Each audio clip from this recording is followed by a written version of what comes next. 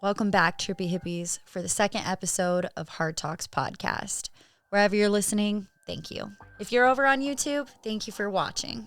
If you want to hurry and click that like and subscribe button to support the show, you would literally make my day. I'm not kidding. It really doesn't take much to make my day.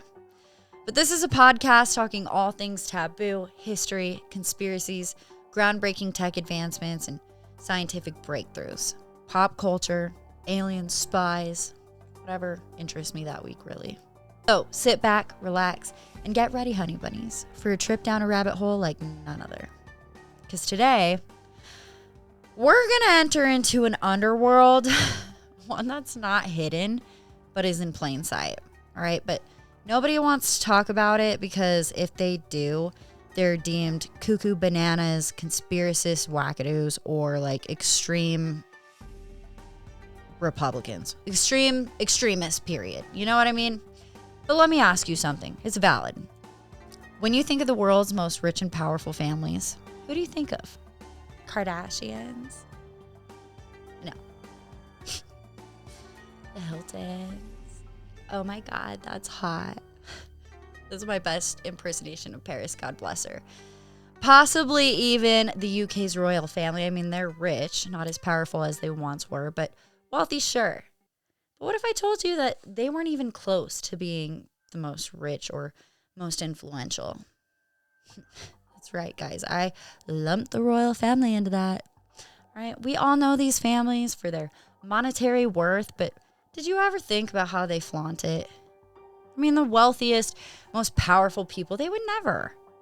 They aren't on the covers of Forbes or on the reality TV shows.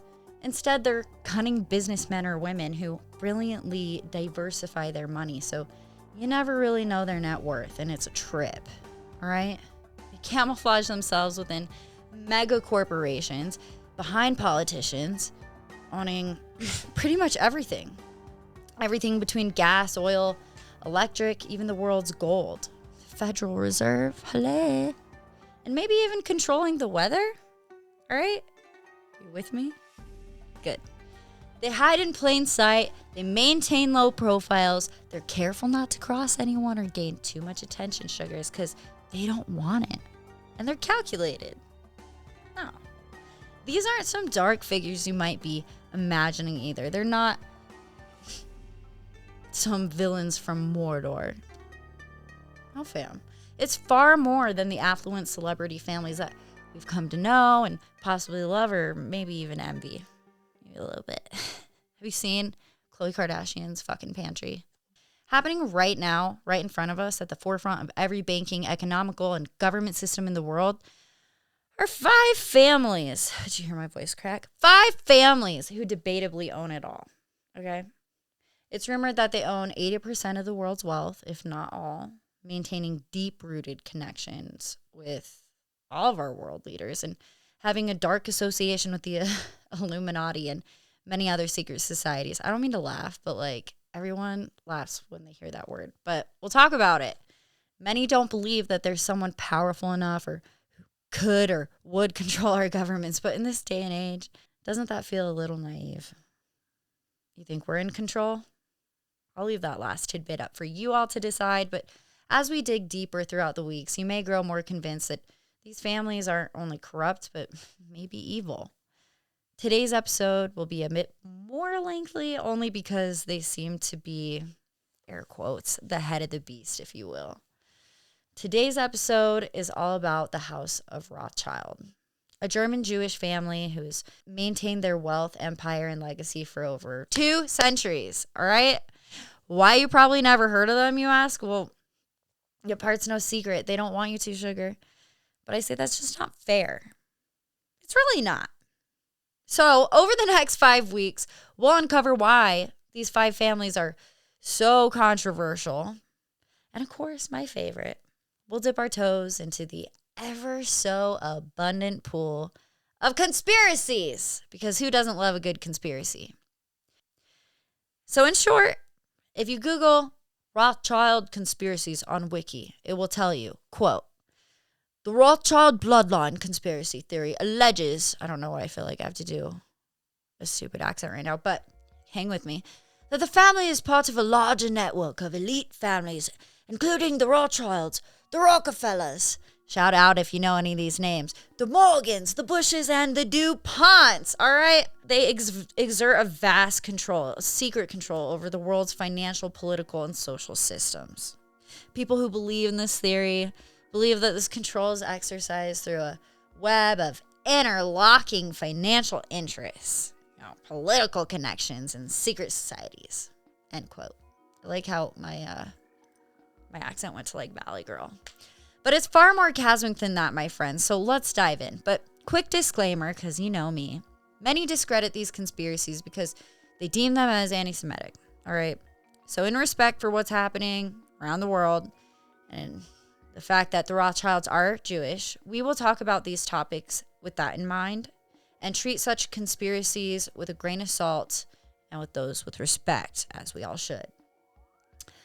But this is my opinion. Whether this family is of certain faith or not has nothing to do with the parts that they've played throughout history. You can decide, but the opinions expressed within this podcast are solely the authors, aka me. And they don't reflect the opinions and beliefs of the websites or any of the affiliates that the information was, mined from, all that data. On that note, if you don't agree with anything that I have to share today, what an opportunity this is, isn't it? Share with me. Share with me. I always want to hear from you. I want to learn. This is what podcasts are for, shawties. To start a conversation, to make us think, to learn from one another, yeah? So if you have anything to add, comments, questions, concerns, you can kindly share them with me at hardtalkswithbnh@gmail.com. Same email if you listened before. Or you can talk to us on the social medias at Hard Talks Podcast.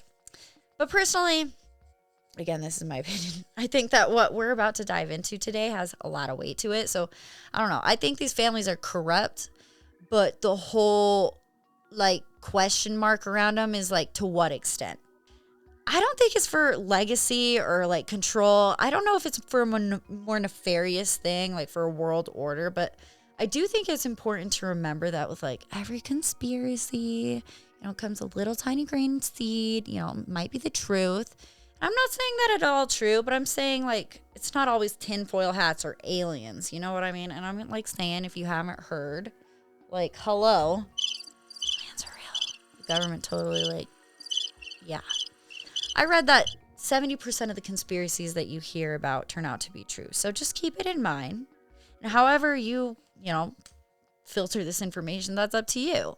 And these families, especially the Rothschilds, have been extremely successful at hiding their hands in history. Because the more research I've done, you can't completely cover up money, right? And money talks.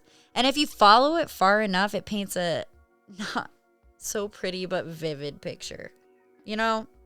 These things don't just line up by coincidence, guys. Especially with the same people and for centuries. It's crazy.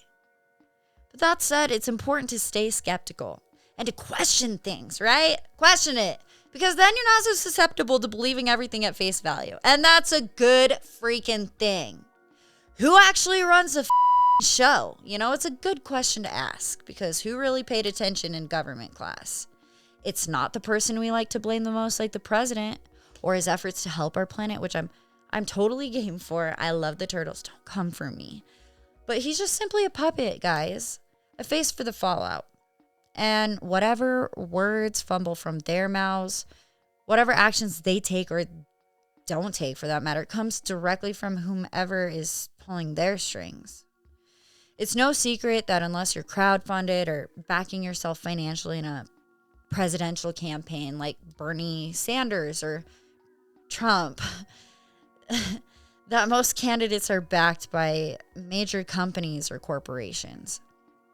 And while that may not seem like an issue, hello, I wish I had my phone, ring, ring.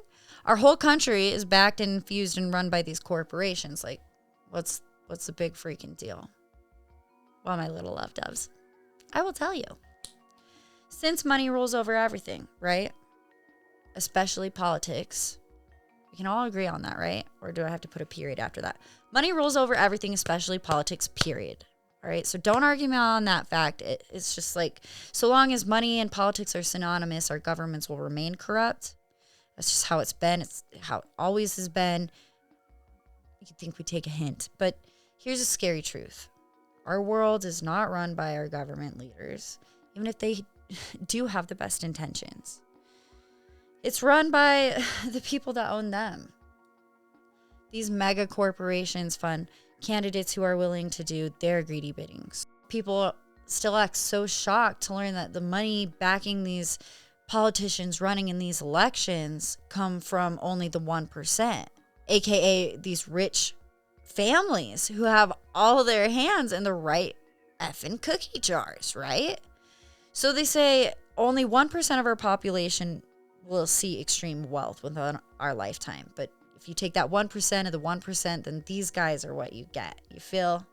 Now, I mean, wouldn't that be idealistic to be born into one of these families? Have a silver spoon lodged so far up you don't know any different? Like, what a freaking world. But these people use their money to buy favors, pick who's in administration, set policy in governments all over the world. Okay, all over the world. It's not just the U.S. It's all over the world.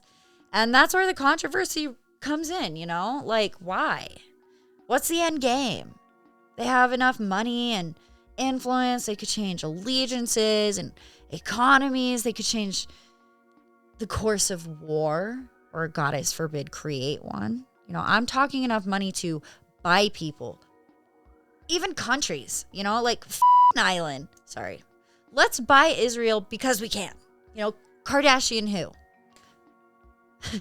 Some say they're just so rich, like they're playing God, and they're nothing but like a strategic or ingenious bankers from a long line of family old money. But like either way that you spin it, they're behind some of the most outrageous cases of insider trading, and they monopolize a lot of the world's markets today. They do. Google it. The Rothschild family has been able to maintain their fortune, like I said, for more than 200 years by keeping it in the family, aka promoting cousin marriages, you know, like incest. That's what you call it nowadays. They promoted this for centuries until it was frowned upon, you know? And then they later started working together with these other really elite, high status families. You know, we'll get to know some of the other ones. And like, for example, it isn't within these 4 other families, but just to give an example of how elite these unions still are today between some of these people, I read that one of the youngest Rothschilds, James Rothschild, married Nikki freaking Hilton back in 2015. Like, you'd think you couldn't go up from being a hotel heiress, but like with a shiny last name like Rothschild, you say I freaking do, you know? But another famous marriage I found was between Alexander Hamilton. You guys recognize that name? He was considered the father of the First National Bank. He's the guy on all of our $10 bills. Bet you didn't know. He was the first Secretary of Treasury during Washington's presidency. That guy. He married Lady Elizabeth Schuyler. And pay attention to this stuff, my friends, because even though their last names are different, she's still a Rothschild. Like, this becomes a common theme, especially as we go through these episodes, because, like, you know how your cousins have different last names, or they, like, change after marriage, so technically you're still a so-and-so, but you don't carry the name anymore? You'll see a lot of those kinds of Rothschilds, or like other members of these families at the head of these companies or whatever. So they're able to like maintain these monopolies without breaking the law. It's like a loophole they found. But their last name is no longer associated. It's really smart, actually, on their part. Like if you're into white collar fraud, but or whatever. So it's just like, pay attention. A lot of people think that like Hamilton was an agent for the Rothschilds because like when he married into the Rothschild family on December 14th, like 1780, this was like a time when the people were debating a central banking system. So Washington was undecided about it, pretty much. And Thomas Jefferson, hey, And Attorney General Edmund Randolph, they didn't like the idea. They advised against it. So our good first president did the solid thing and asked the Secretary of the Treasury for advice. Hey, what would you do? And Hamilton responded with gusto. He responded with nearly 15,000 word declaration in favor of the central bank. And George Washington signed a bill which basically provided 20-year charter for the First National Bank because he was like, okay, he's for it. Cool. So if he wasn't an agent, he sure freaking profited off his new family's advancement. But I read that they would control the family's women also by dictating who they could marry. Otherwise, they would lose all their inheritance and the right to the family name. I'm like, it's jacked. It's jacked to think that women really didn't have any rights within, yeah. But that's how they kept it within the family. Financial and later on royal and noble status that was earned. It's contained within these families, and to do so, to keep it growing as much as possible, pretty much, And the family's interests cover range still today from various fields, including financial services and real estate and mining and energy and mixed farming and winemaking and nonprofits. But the Rothschilds' fortune really began with one epic man, I suppose they could say, during a Renaissance time where times were changing. The people liked the idea of having a place to safely store their assets. They came up with this really crazy idea, this thing called, what did they call it? Banks. But electronics, it kind of turned into a monster, and took over the world, right? So this man, his name was Amschel Meyer Rothschild. He lived from 1744 to 1812. And Amschel actually changed their last name from Bauer so that his family and future empire could have a Jewish last name. Yeah. Some suspect because Ra in German means red and Schild means sign in German. And many think it represented the red sign at the first bank he ever opened in Germany, but I don't know if that's true. Apparently, this red sign was in the shape of a hexagram, which is the Jewish star, which 51 years later is a blue hexagram on the Israeli flag. So remember that. Many think there's a link there, but that's up for debate, and you'll hear why later. But evidently, the blue hexagram represents holiness and God, while if it's in red, it represents the latter, the opposite.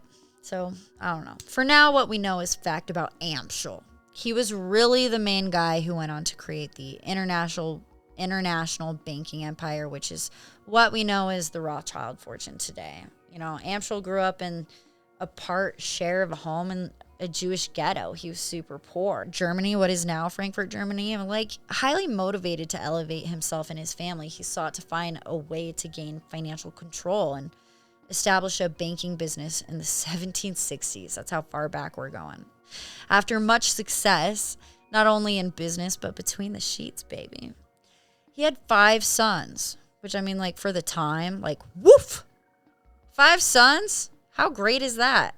So in order to expand his business, he established an international banking empire through those 5 sons by strategically placing them as head of each of the 5 major European financial institutes.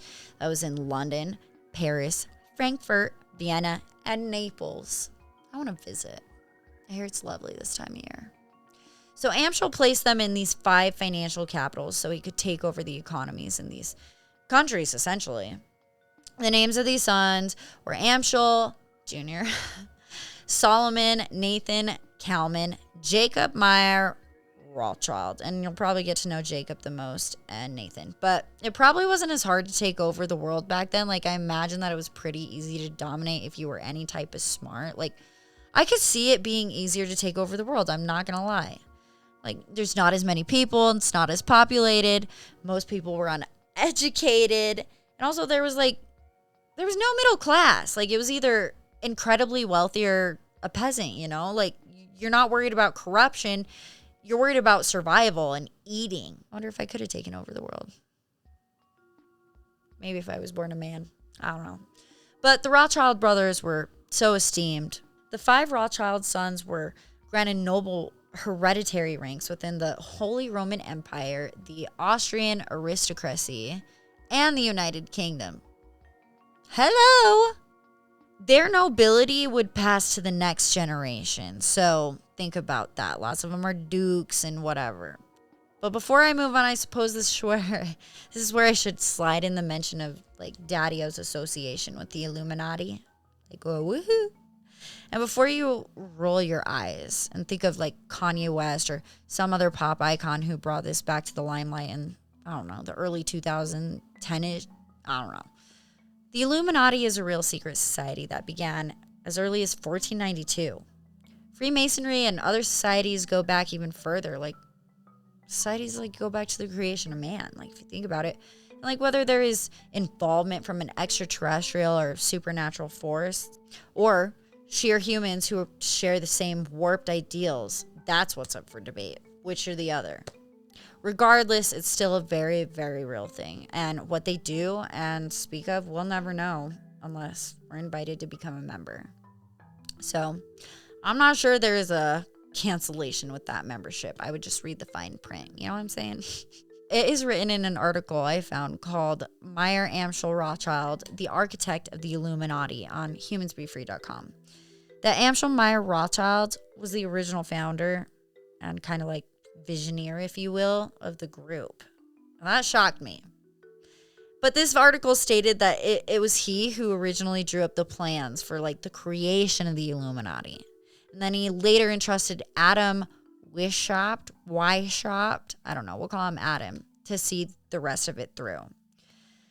It was him who completed the organization on May 1st, 1776, which is actually my birthday, May 1st. And I don't know if that's like a yeet, but yeah.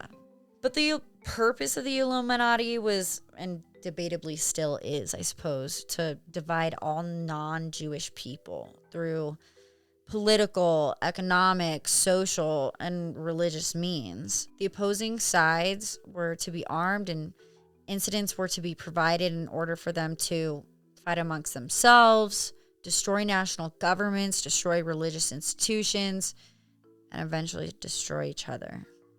End quote. Sounds really familiar to something I've heard of in history class, like, I don't know, fucking Nazis and Holocaust, but what do I know? I'm just a girl from Utah. Anyway, in the beginning, this was all under the orders and finance of Meyer Amschel Rothschild, and the concept has spread and is followed within Masonic lodges worldwide to this very day. So Adam, the guy who took care of the Illuminati after Amschel was like, here you go, the co-founder of the Bavarian Illuminati, which like technically infiltrated into Freemasonry, made this revealing statement on May 1st, 1776. And it says, quote, "The great strength of our order lies in concealment. Let it never appear in any place in its own name, but always covered by another name." Fucking awful. Sorry, that's not in the quote. But by establishing reading societies and subscription libraries and taking these under our direction and supplying them through our labors, we may turn the public mind which way we will. End quote. That's also gross. Side note, there's a Freemason temple in Ogden, not 10 minutes from my house. And there's like another smaller Freemason building in Layton, Utah. Like, no joke. I'm not joking. It's creepy. There's signs on the outside. It's creepy.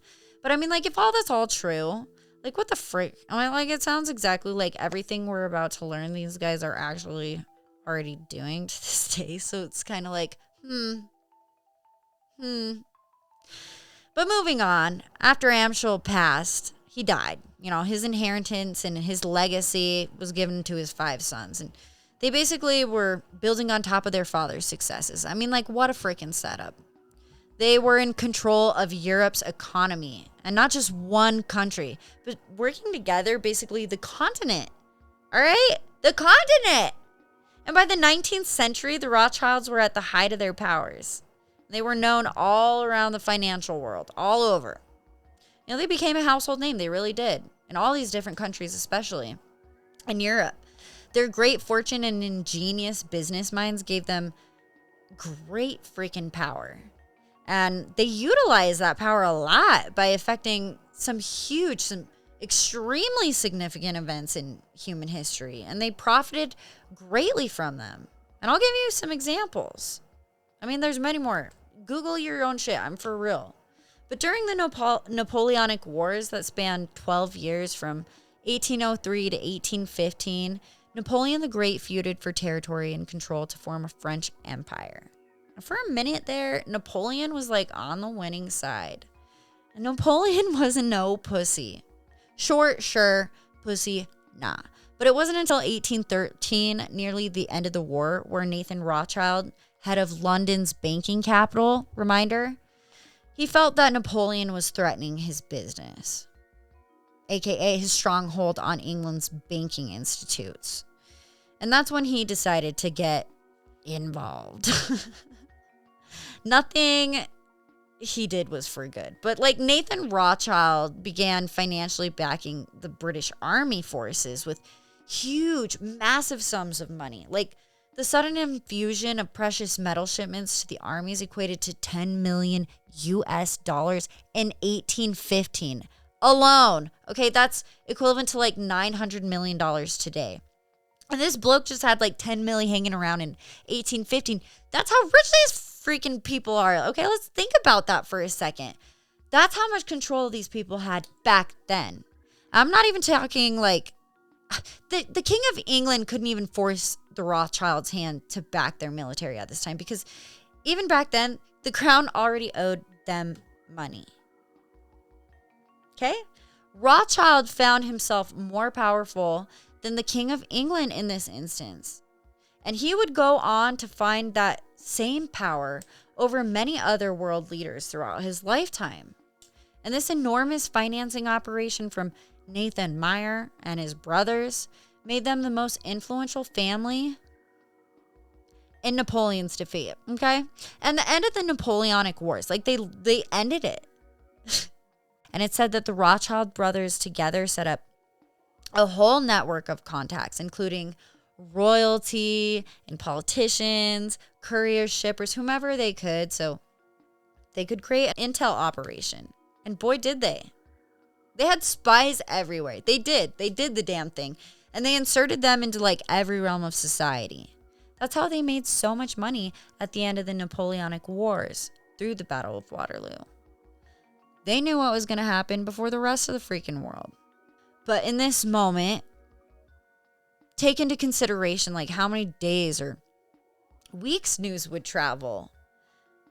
It would, like, so slowly, because it was either by courier or, geez, a homing pigeon. Could you imagine back then?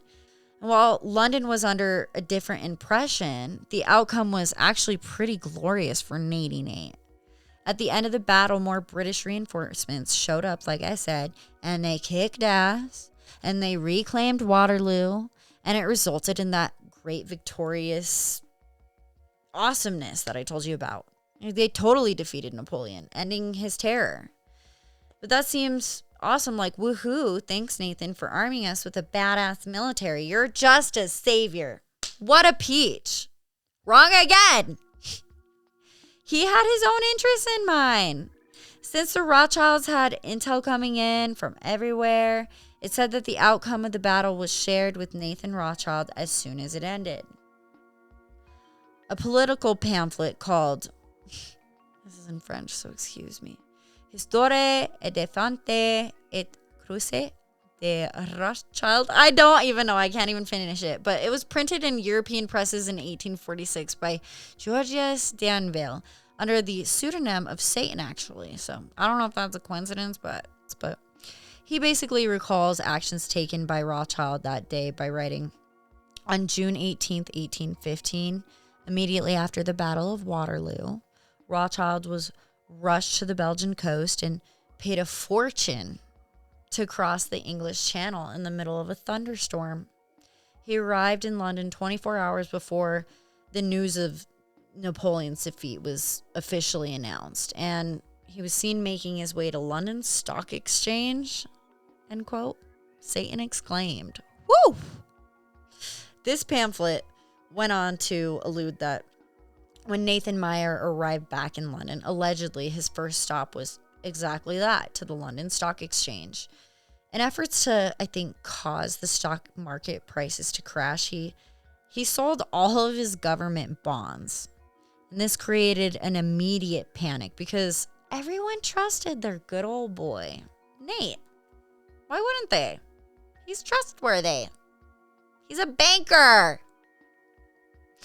But by suppressing the media, Nathan selling all of his bonds, he made everyone believe that Britain had lost the Battle of Waterloo, when in fact they hadn't. See he's tricky.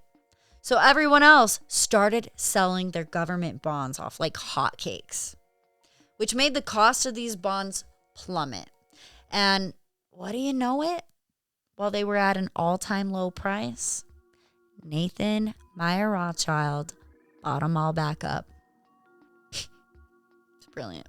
And when the news finally broke of Britain's great victory over France, prices of these government bonds soared back up, like skyrocketed. But by now, Nathan Meyer Rothschild owned every freaking single one. And then he'd go back and sell them to the public at a higher price, resulting in an immense profit for the Rothschild dynasty. Like, I honestly don't know if it's ingenious or if it's evil, but it's probably the biggest case of insider trading in social and economic history, if it's all true. And although the Rothschilds were already incredibly wealthy and affluential from investing in the war efforts, this stock scam would have paid like a huge dividend for their entire bloodline to come and still come. While one Rothschild loan would not only pay off French war indemnities in the 1870s, they were still way back, it would set up the family for generations to come. But another also allowed the British government, aka Big Bala Nady MR, to become the powerful Suez Canal Company's primary shareholder.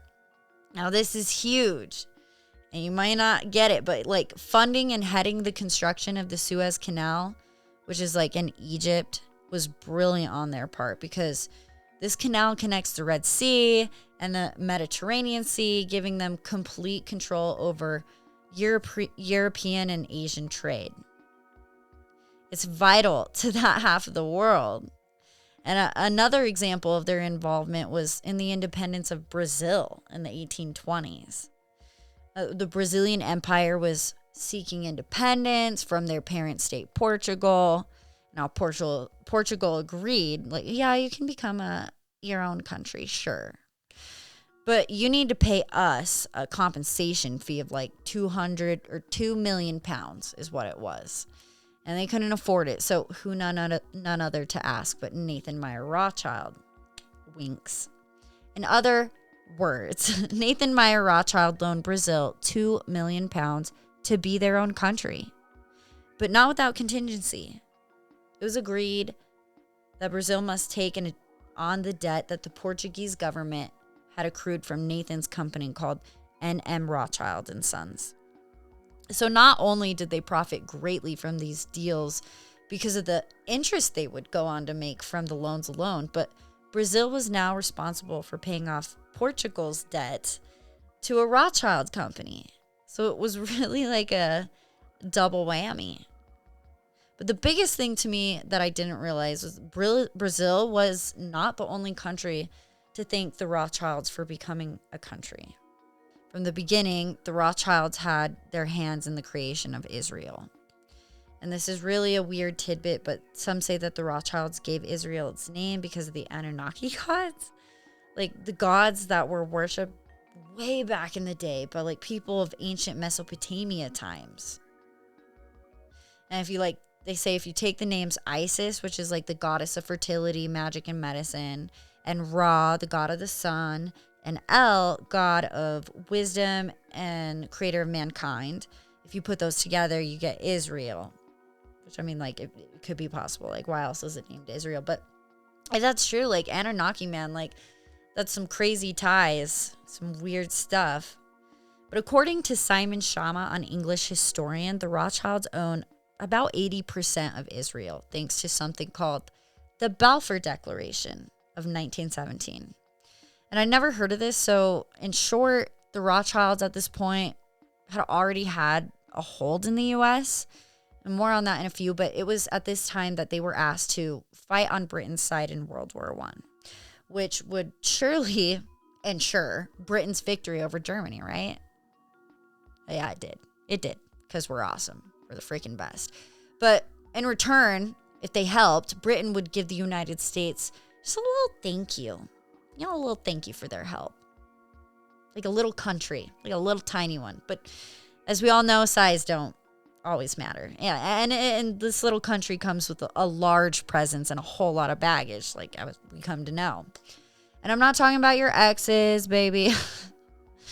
At this time, this country was known as Palestine. How freaking ever.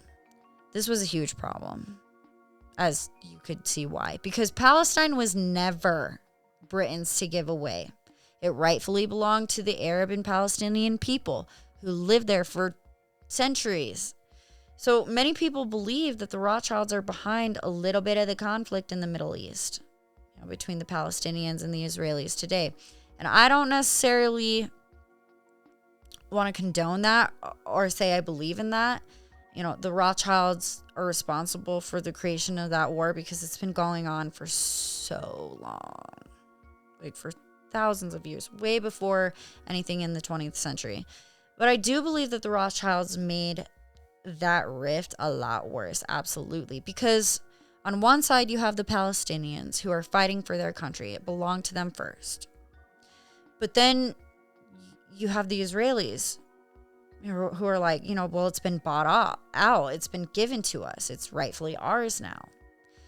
Some believe that's what the Rothschilds are fighting for. If there's no entity behind this air quotes world order idea, that they're working towards an all Jewish state, which they kind of accomplished with Israel already.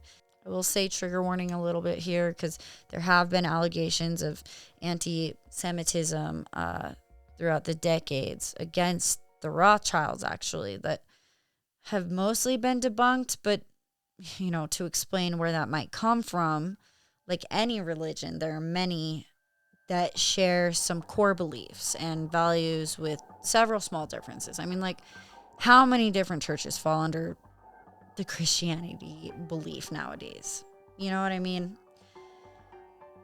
So the Rothschilds are Zionist Jews, and many of them still claim to be Zionist Jews. And Zionist Jews believe in a state just for the Jewish people, or similar to how ISIS believes in a state only for Israelis. But because they'd benefit from an all-Jewish state and maybe, want to keep it that way, I don't know. It's not only for religious reasons, but because they are profiting greatly from it. Israel, still, they are profiting from the conflict. That's the truth. And the biggest financial backers of Israel are Britain and the United States. And I feel like that there's a reason for that, Have you ever wondered why we are so steadfast in standing behind the country of Israel? Or why our world leaders like to spin it like it's because it's some holy land or God's country?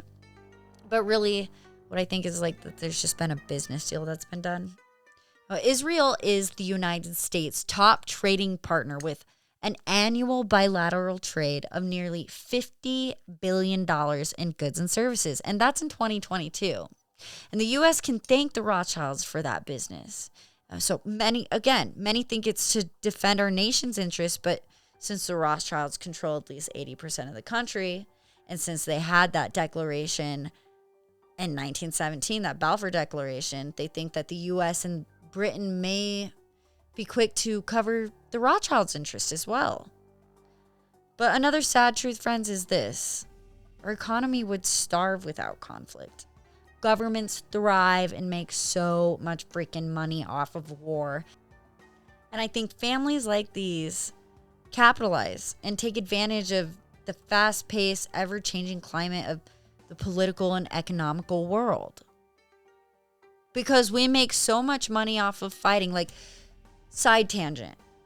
I often wonder, like, we go to bat for so many other places because we need to keep the cash cow moving, right? Like, maybe that, I don't know. How our country profits so much off of war used to confuse me too. But I learned it's because, we sell our weapons. And just between 2002 and 2016, America sold arms and ammunitions worth $197 billion to 167 different countries. And from 2001 to 2021, top 5 American contracting companies like Lockheed Martin, Raytheon, General Dynamics, Northrop Grumman, Boeing, they earned $2.2 trillion in public funding. And then these companies sell weapons to countries such as like Iraq and Libya, Sudan. And now if you're like me, you think, well, that sounds really silly. Why would we want to arm others with our bombassery? Money, bitches. It doesn't matter which country is victorious. The companies supplying the arms without exception are the ones who profit and win. Plain fact.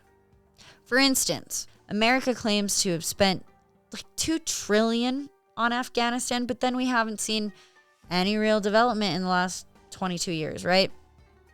Well, America has been indirectly transferring the same money spent back into their same country by supplying American-made weapons. And do you know what that's called, friends? That's called war profiteering. But all that could be for another episode. It really should be. I just want you to know that this global corruption is happening all over every day. I'm getting off track there. So to sum it up, more wars fought, more money made, war fuels our economy. I actually heard that we have to go to war like something like 4 years to keep our economy alive and going, but I didn't fact check that, so Google it. Anyway, maybe they just like need a place to constantly be fucked, right? Like a forever bad place, conflict. So they just always have a cash cow. They always have a place to be getting rich off of. I mean, it's just so sad because it comes down to difference of faith and deep-rooted misplaced hatred. But I don't know. That's something to really think about, the history of it all. But the plot doesn't stop thickening there. No. The Rothschilds even have ties to the Vatican, which if you don't know, okay, let me drop a little bomb on you. The Vatican is the smallest country in the world, and it's nestled into the heart of beautiful Rome, Italy. All right, the capital of the Catholic Church. You feel? It's where His Holiness the Pope resides. It's actually been an independent state since 1929, and it's perhaps the most powerful entity in the world. Still. It houses the largest and oldest collection of archives and information that has been locked away underground in its miles and miles of twisting tunnels. And I would love to tap into that because it very may well contain like the answers to the ages. It would be cool. But for context, I needed to share how astronomical the influence and the power of the church had because it was responsible for many major historical events, and it really was a pillar to a lot of the creation of Western civilization. And though the church doesn't have the reign on the world like it did today, like it once did, the Catholic Church still has an enormous authority. And not to mention, honey bunnies, a freaking fortune that they still sit on today. Yeah. Anyway, before Italy was a country, the Rothschilds owned a bank. Remember that one son I mentioned? He was conveniently headed in Naples. Wink, wink. Well, he donated large loans to the papal state and various nobles, such as like a king of Naples and like a duchy or a duchy, I don't know, of Parma, and a grand duchy or duchy of Tuscany. But when Italy unified in 1861, the Italian aristocracy forced the Rothschilds to close that Naples bank. But as we know by now, the Rothschilds could never accept a defeat like that. So when the Naples bank closed, that branch was essentially absorbed by the Vatican Bank. Yeah. Their close association knowingly continued well into the 20th century. In fact, some think that their ties run so close, like the popes and the families, because of an instance where Karl von Rothschild publicly met with Pope XVI, I don't know, I mean, Roman numerals, you do the math, in 1832, where he was seen not having to bow and kiss the Pope's ring or his feet, which is absolutely unheard of. You know, the Pope is the highest level of the clergy, the leader of the worldwide Catholic Church. And over centuries, the Pope had more power than a freaking king, okay? You kiss this guy's feet, unless you have some major digs in, you get me? And if there's one thing that the Catholic Church upholds, it's tradition. And paying your respects to the Holy Father, well, that's a part of it, friends.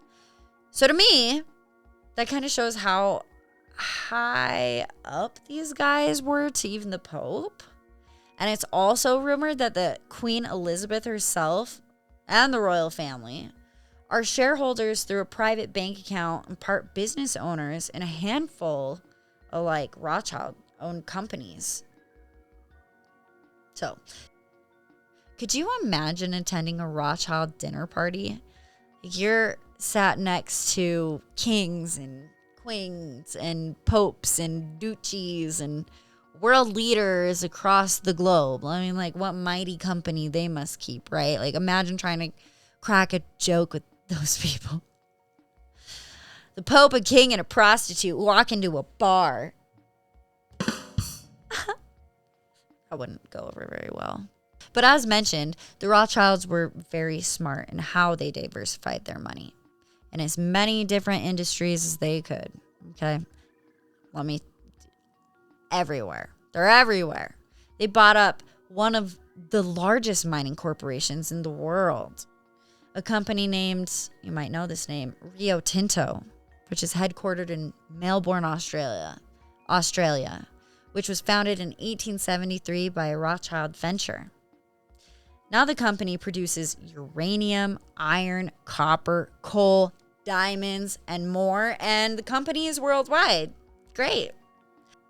So it operates through many subsidiaries, meaning there are many smaller companies controlled by one big company. I'd also briefly mentioned that the Rothschilds were in the winemaking business for like over 150 years, right? They quickly became the world's preeminent family of wine. And Nathaniel, this is a different guy, Nathaniel Rothschild opened a winery in 1853 called Chateau Mouton Rothschild. Today, the Rothschild-owned Carmel Winery dominates the Israeli wine industry, producing an extensive range of wines and spirits, receiving 70% of the country's grape production. Coincidence? I think not. And like any family, they weren't all bad seeds. Of course not. There was a member of the family who even got into zoology. There's a picture of Walter Rothschild, who is second Baron Rothschild, if we want to get technical.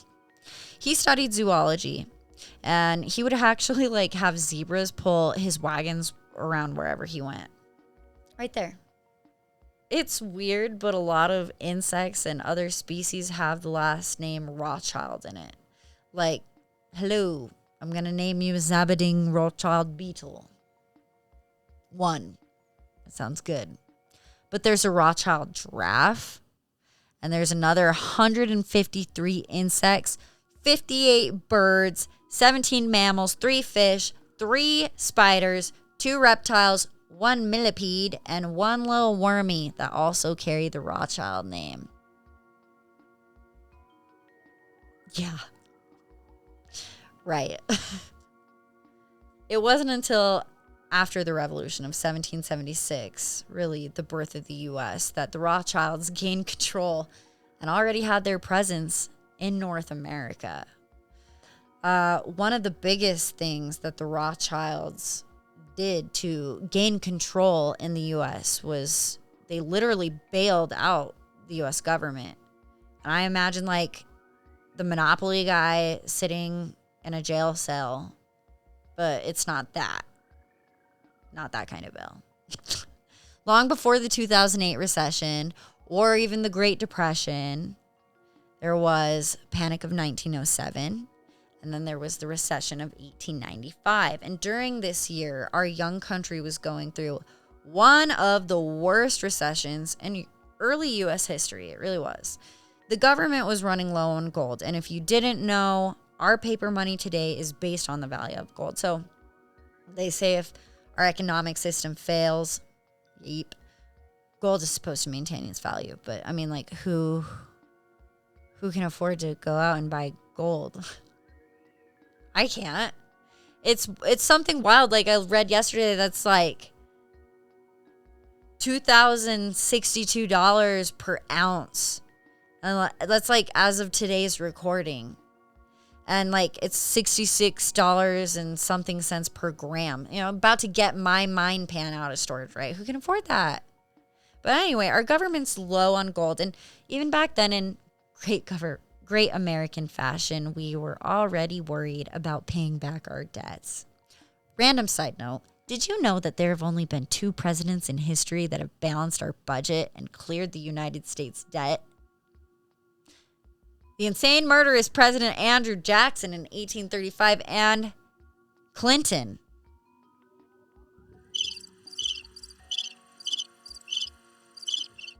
Anyway, at the time, President Grover Cleaver wanted to avoid defaulting on the government debts. So, what do? You reach out to a Rothschild. He reached out to Nathaniel Meyer Rothschild, who worked with J.P. Morgan. You hear that name? Yeah. Together, they loaned the United States government the money to pay the entire debt completely off, saving the U.S. Treasury completely. And then in 1919, the Rothschilds and the leading trades in the industry started meeting like twice a day to set the price of gold. Did you hear me? The Rothschilds were the ones who set the actual price of our gold.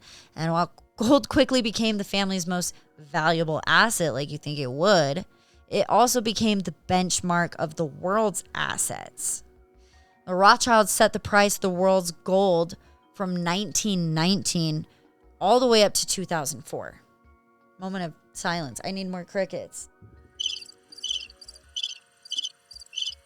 Yeah, that happened. But then that's when Barclays took over and started setting the price of gold. But you can see how heavily involved they were in the U.S.'s banking and economic construct and history as well. It's not just Europe. They saved the U.S. government again in 1893 and another bank panic when J.P. Morgan was like, hey, babe, we need to do something. They formed a syndicate to prop up government reserves with a shipment of over 62 million in Rothschild gold. Now get this.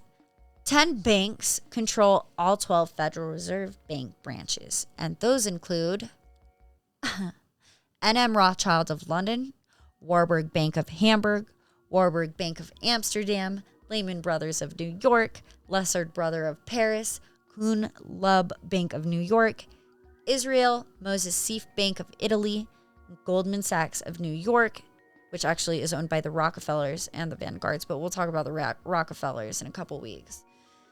And then J.P. Morgan Chase Bank of New York and Rothschild Bank of Berlin. You know, the Federal Reserve, like I said, it's not federal at all. It's privately owned. And there's multiple branches within the Federal Reserve in which these families own. They have been infusing the U.S.'s economy and banking systems for decades. Many people believe that they own every central bank in the world except like 3 countries. And the only 3 countries that are supposedly left without a central bank is like Cuba, North Korea, and Iran. All communist countries. This is one of those theories, we don't really know for sure. I can't say that's a fact, but a lot of people like to debate it because basically all these central banks that exist around the world, they're all part of a world bank. And the World Bank is controlled by the No, the Rothschilds, or this order of elite people. I don't know. Oh, another thing I needed to mention was that Sir Evelyn and Lynn Forrester de Rothschilds, they have a firm that recently announced the signing of a definitive agreement to acquire 70% interest in Weather Central LP. Oh, this is the world's leading provider of interactive weather graphics and data services for television, web, and mobile. But since Weather Central owns a lot of forecast modeling, a lot of conspiracists speculate that this may be the Rothschilds in on weather control or geoengineering. And now that they own Weather Central, people worry that they'll begin to manipulate weather patterns with the technology they now have access to. And this is actually quite possible, guys. It's not cuckoo bananas. This has some very good proof that this can be done and that it may be already happening. The most recent case being the fires with Hawaii, but I'm not even going to go there. Another thing I wanted to bring up was the Bilderberg meetings. It's a real thing that happens every year. It's top secret and happens at really nice, beautiful places. And it's basically a meeting for the elite. According to another famous name we'll get to know, David Rockefeller, he said about the meeting, quote, "We are grateful to the Washington Post, New York Times, Time Magazine, and other publications whose directors have attended our meeting."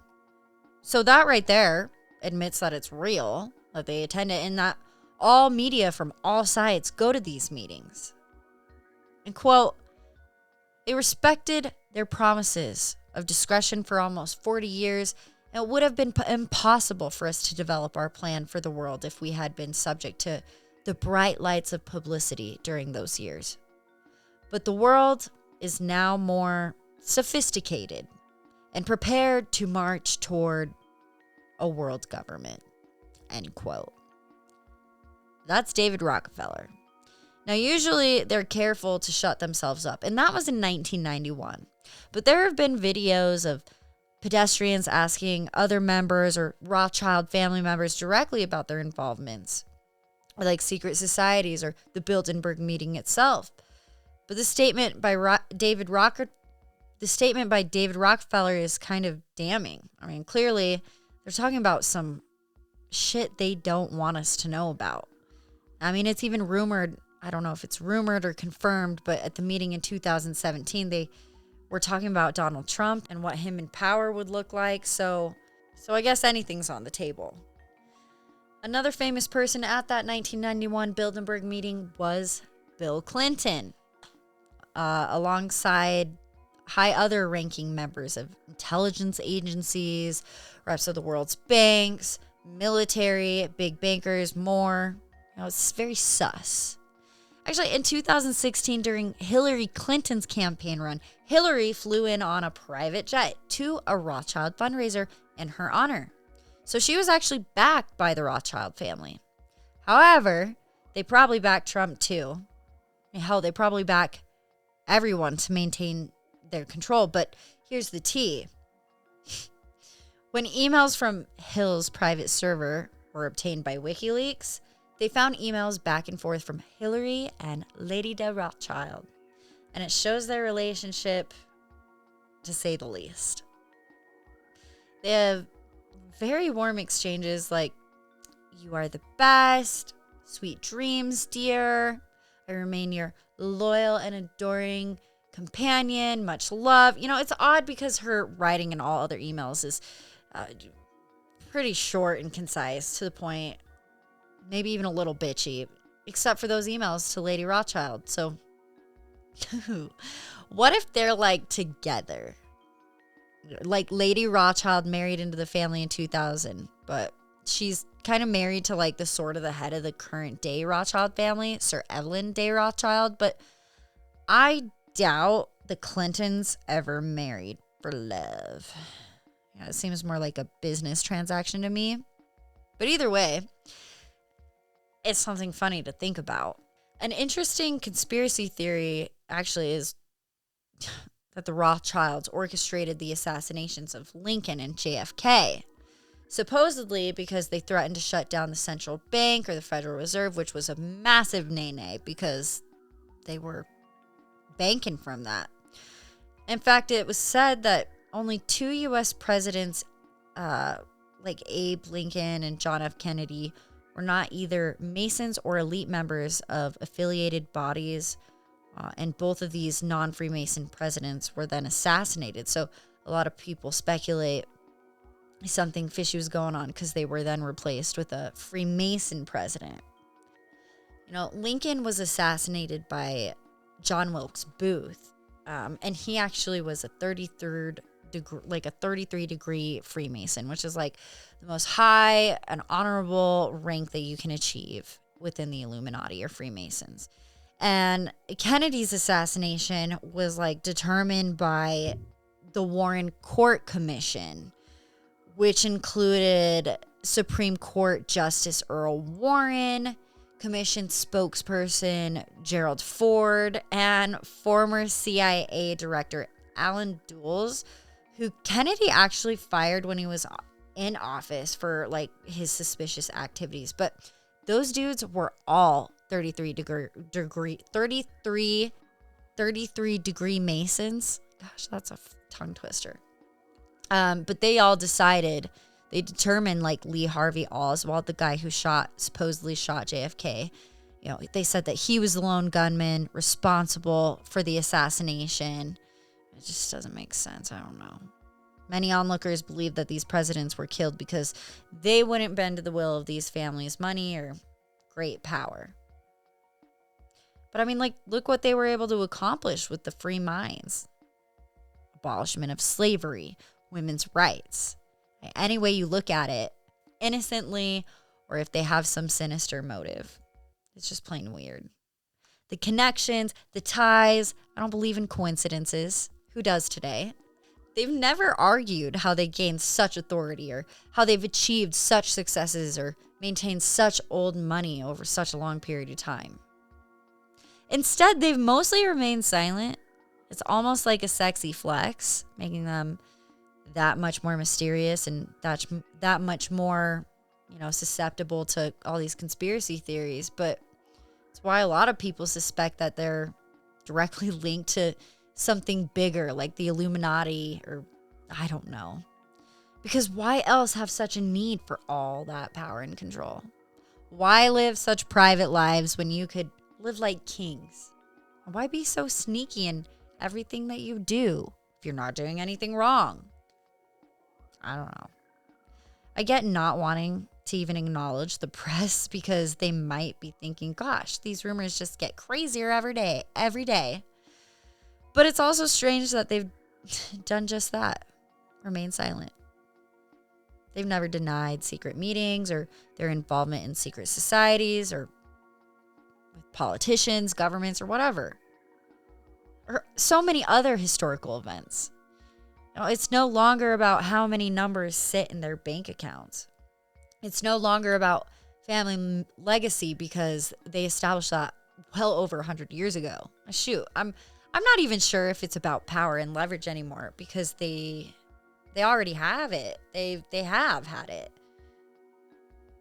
I really don't know why they continue to seek such control. But I think we can all agree that they're corrupt to some extent, in some way. Are they evil? I honestly don't know if we'll ever know the answer to any of these questions. But, I mean, the list goes on. I've only touched the tip of the iceberg. A couple of tidbits I wanted to slide back in at the end here because I think it's important. The Rothschilds estimated an annual income of something like $690 billion.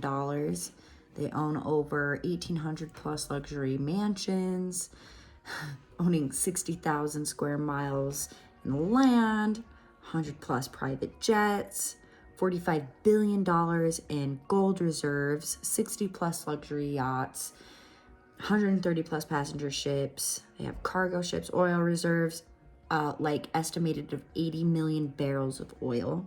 Okay. They own or are affiliated with 110 different pharma companies, big pharma, okay? They are also involved in 19 different biotechnology firms and 75 plus animal research labs. There have been recent growing reports on the dark web that the Rothschilds are planning to auction off a majority of their arts, antiques, and assets in the upcoming months. In view of growing risk of impending World War III and doomsday scenarios, there also has been a rise in construction activity at their discrete Rothschild Island in Antarctica, which I thought was really interesting. Obviously, water is a critical resource in the coming decades, and it's increasingly being likened to commodities such as oil and gas, clean water. The Rothschild family has reportedly begun amassing large quantities of water in various underground storage sites worldwide. Current estimates suggest that their accumulated water reserve is substantial enough to supply the entire United States for a week. So, that's something to think about. Another big thing, they had a lot of involvement with COVID-19. I know that's still a sore spot for a lot of people to hear about, but I think it's important to mention. I read that the Rothschild family has stakes in approximately 70% of global pharmaceutical companies and medical distributors. So as we know, after the whole episode, they've gotten even more involved in every facet of society. Through its various subsidiaries, the family has managed the distribution of over 2 billion doses of COVID vaccines, generating revenues in the ballpark of hundreds of billions of dollars. But they're also involved with a number of big name businesses like Facebook, Google, Goldman Sachs, Hey Rockefellers, Oracle, Starbucks, Dell, Baskin-Robbins, Procter & Gamble, Airbnb, LinkedIn, Uber, and Intel, just to name a dozen. It's said that more than 20% of the global maritime trade is facilitated through vessels owned by Jacob Rothschild. As per Forbes, the net worth of the Rothschild family is just under $200 billion. However, this number is not accurate as it accounts for only the official numbers. And as per unofficial sources, the Rothschild family's net worth is reported to be over $2 trillion. That's what a lot of conspiracists suspect. A lot of this isn't on paper. So, the family has a global trade network in every country, including India. Forbes has noted that the Rothschilds are like gods of the world, whom we cannot see, but all are controlled by them. So, I'll leave it at that. It can be maddening or fun to think about, depending how far you skip down the rabbit hole. So I would just say, discover cautiously. But who knows? Anything is possible, trippy hippies. Next week, we're going to talk about the DuPont family. If you're over on YouTube watching and you've made it this far, thank you so much. I appreciate you so much. If you want to give a like to that video, share it with your friends, subscribe, makes all the difference. You can also contact us on Instagram and Facebook at Hard Talks Podcast. And if you have any comments, questions, concerns, you can email me at hardtalkswithbnh@gmail.com. But in the meantime, guys, stay curious, keep exploring, stay safe, and don't go mad. Till next time, I love you so much. Stay safe out there on your New Year's and kick 2024 in the butt. Much love. Bye.